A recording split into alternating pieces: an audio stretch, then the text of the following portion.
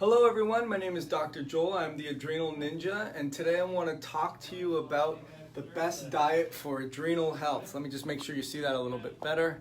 We're trying to set up a nice studio here for you guys so you can see what we're talking about. So this is a question I get a lot of times is, hey, what's the best diet for adrenal problems, for adrenal fatigue? I'm exhausted, as you know, I'm burnt out, I don't handle my stressors, I crash in the middle of the day, I can't focus, I can't concentrate, I have racing heart rates, I have a sense of dread, I can't fall asleep, I can't stay asleep, I have fatigue when I wake up in the middle of the morning, and I have brain fog. What's the best diet? So that's what we're going to be talking to you guys about today. So I have 5 bullet points that we're going to be talking about, and I'll take a picture of it so that you can see what they are at the end of it. But basically, there's 5 bullet points that I want to talk to you about, and I want to sort of give you the idea that there's not one magic diet. That's the first thing. And number 2, you're not. Number 2 and number 1. There's not one magic diet. Everyone's different. Everyone has different genetics. Everyone has different stressors. Everyone has different lifestyles. And to say that there's one best diet for the adrenal health would be a mistake by me. And if you're looking for the magic bullet, whatever it is when it comes to your health, and it's nice to find a lot of validating points. It's nice to find finally the infection, or it's nice to find the hormonal imbalance, or it's nice to find the smoking gun. But a lot of the times it doesn't happen. And so here's what I want to tell you. Number 1, it's all about blood sugar stability. More than anything else, whether you're doing low carb, you're doing paleo, you're doing specific carbohydrate diet, you're doing autoimmune diets, you're doing keto, whatever you're doing, it comes down to blood sugar stability. And we can have a whole lecture on that alone. And if you're not stabilizing your glucose, then you are not going to have the best diet for your adrenal health. Number 2, mineral density. How good is the food that you're eating? What is the quality and quantity? You want to have more quality per quantity. The lower the quantity, the higher the quality, the better the nutrient. And we can get into that as well. Number 3, which is a little bit different than what specific foods should I be eating, is digestive support. How are the digestive processes in the body working? Doesn't matter what foods you're eating if your digestive processes are not working. That has a lot to do with your microbiome health. Number 4, your life load. How does that have to do with anything about my diet? Well, my life load. So if I'm stressed all the time, if I have deadlines that I'm not meeting, if I don't sleep, if I have a physical trauma, I have emotional traumas, financial traumas, chemical exposures, those are all considered life loads. And if I have huge life loads, my diet is not going to be on point. Very, very important. So thinking outside the box here. And then the last one is other considerations. So how are you preparing your meals? Are they highly heated? Are you cooking them in microwaves?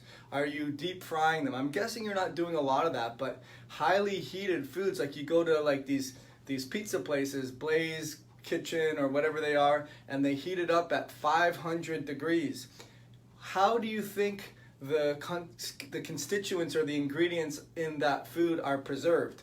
More importantly, what kind of stress, digestive-wise, does that put on your secretions, and what kind of nutrients are in there? How is it heated? Timing. Are you eating your meals at the same time every day? Studies show if you have the meals at the same time every day, you're going to do a lot better in your health than if you're doing it erratically at other times of the day, right before you go to bed. Waiting so many times during the day or so many hours, or eating very frequently. If you're not doing all these other things, you're not having the best diet for the adrenals. And also what did I put in here? I can't even read my writing there. Sorry, I don't know what I put there. Oh yeah, and have on their feet on the ground. So I didn't know what I meant by that. So how are you eating? are you eating with your feet on the ground? And what I mean by that in an analogy wise is, are you at a table? Is the computer in front of you? Is the TV on? Are you sitting on the couch? Are you driving in the car? Are you on the go? Or are your feet on the ground and you're sitting down in a rest and digest, calming, parasympathetically driven environment? If you're not doing that, then the best diet is not going to be made out of the food choices that you're eating. So those are the 5 characteristics that I wanted to talk to you about today, and I will get into them a little bit more. I just want to say hello to a couple people. Hi Robin, I hope you're doing well down there. And Jan, hope you're doing well. And Margaret, you still haven't said hello back to me. I hope you're doing well as well. And then Lisa, hi Lisa, I think you're away, aren't you? Or you're leaving soon? And then Homer, good evening to you, and hello Jan, and hi Elise, I hope you're doing well as well. So okay, so let's talk about blood sugar stability. It's number 1 on the list. And a lot of people are doing the keto diet now, and they're getting into trouble. And the reason why they're getting into trouble is because they're not tracking their glucose. Very, very important. Now they'll say to me, I did a blood test, my glucose levels are fine. But that's not what I'm talking about. I'm talking about real-time testing. And one of the things that I wanted to put on there was I wanted to put on, you have to know the difference between a psychological craving and a physiological hunger. Huge, huge distinctions. All the people that I try to work with, I get them clear on that, in that when you take your glucose, and we have baseline, so we'll have someone take their glucose when they first wake up, and we'll have someone take their glucose before their first meal. And if you're waking up and your glucose is above 100, except for a couple other reasons like the dawn phenomena or so forth, and then you go eat and you're still at above 100, then my suggestion is you shouldn't be eating at that time. Or if you're eating every 3 hours because you feel hypoglycemic, shaky, lightheaded, and jittery, and you take your glucose levels and you're above 100, you shouldn't be eating right now either. So that's a big one. You have to understand real time, what is your blood sugar levels doing? And everyone has a different carb threshold. So some people I know that I work with can manage to be up to 120 grams of carbs a day, and they're still in ketosis. Other people I know can't get into ketosis and they're at 40 grams a day. So there's a lot of variation there, and these things underneath here will play into that. So blood sugar is obviously going to be controlled when you're controlling your carbs. If you're eating foods that you react to, gluten, dairy, corn, eggs, soy, rice, all of the inflammatory peptides, that's going to cause your blood sugar levels to go up. And then all of these other things are going to cause your blood sugar levels to go up. So certainly controlling your carbs is really important. Controlling your grains is really important. Getting processed foods obviously is not important, and if you're getting a lot of it, it's not going to control your blood sugar. Getting healthy fats, digesting healthy fats, and not exceeding protein levels, that gets into blood sugar stability. And I'll do a whole other Facebook Live with you guys on that. Don't want to get too much into it. One thing that I do though is I really do like the Keto Mojo. So that's the one where it actually has your glucose ability to test, and it has your ketone ability to test. So typically we want to see those glucose levels be between 72 to 90 and on fasting. And then we want to, I don't typically do postprandial too often because there's a lot of variables that go into that. But we will do ad hoc times, meaning if you got super stressed out, if you can't focus and concentrate, you feel like you're crashing, you get panicky, whatever, or you're starving, take your glucose. If you're not 72 to 90, then my suggestion is you shouldn't be eating a meal at that time. And that's a blanket statement. I would definitely say to DM me or ask a comment in there because it's a case-by-case scenario. The ketones should be above 0.5. And I do think that you want to achieve metabolic flexibility. And that's the theme of this, is the best diet for adrenal health is achieving metabolic flexibility, and it starts with blood sugar stability. Number 2, mineral density. How good are the quality of your foods? I mean, seriously, are you getting food that was prepared from the land, if you will? It wasn't prepared from the factory. And there's really good micronutrients in there, veggies, fruits, good quality proteins, not overheated or GMO'd or corn-fed or antibiotic-laden. I mean, it really comes down to common sense on that one. And people ask me, what about, how do I know my mineral concentration? What I do is I have them take their pH at different times of the day. First morning urine, last evening urine, 6.4 to 7.0. If you're not in that range there, you are not getting good mineral density, or you're utilizing too much minerals at a level higher than you're replenishing them at, and you have a lot of acidity and inflammation in your body. Tissue oxygenation is 10 times lower with someone that has 100 times lower than someone who has a pH of 5.0 versus 6.0. Think about that. If you have 6.4, you have, and someone else has 5.4, you have 100 times more oxygenation of your cells. Number 3, digestive support. Because of the way the foods are heated and treated and preserved and GMO'd and adulterated, because of the way that they're adulterated, you are not designed to eat this way. You are not able to secrete digestive enzymes, or you're not able to make enough hydrochloric acid, or you have methylation blockages and micronutrient deficiencies and inflammation in your body that doesn't allow you to flow your bile. And that's a whole other Facebook Live as well. But you need digestive support. You really do. If you're not digesting your food, doesn't matter what the best food is, you're not going to become metabolically flexible. That's a huge one. Life load.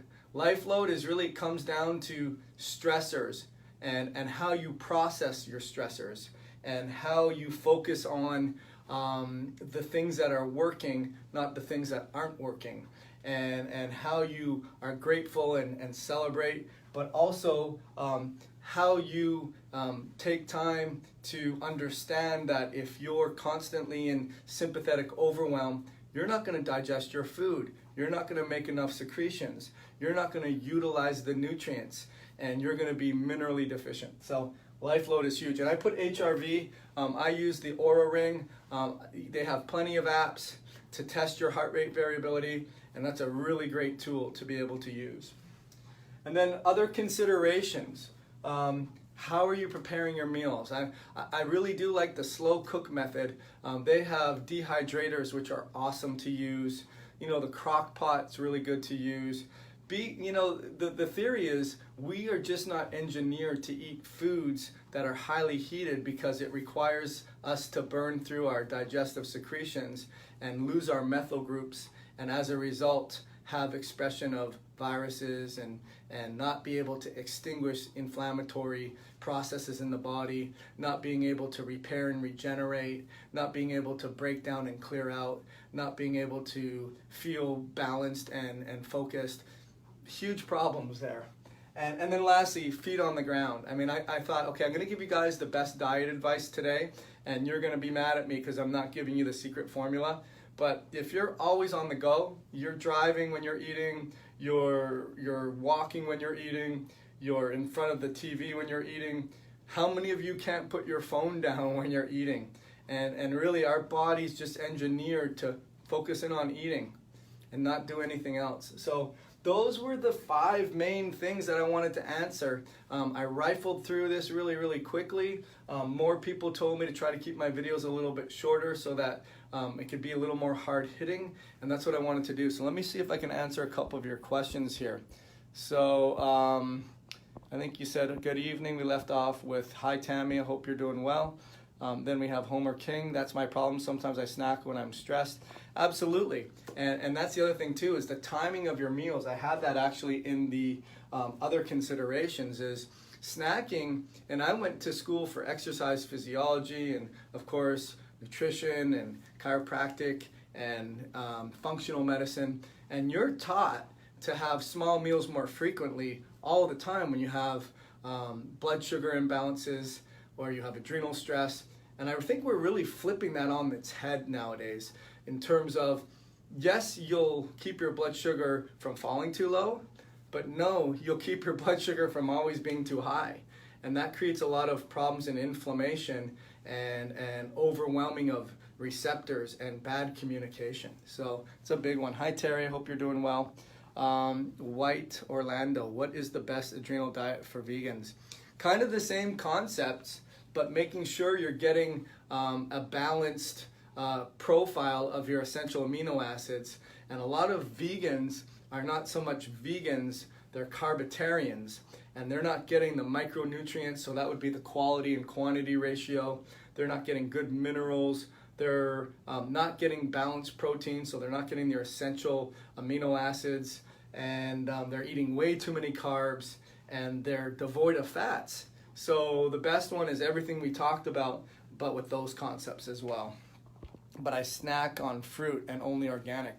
But that's still keeping your glucose levels high, and also potentially, I'm doubting Thomas. Like, it says organic, but then it's washed in fluids that have been treated.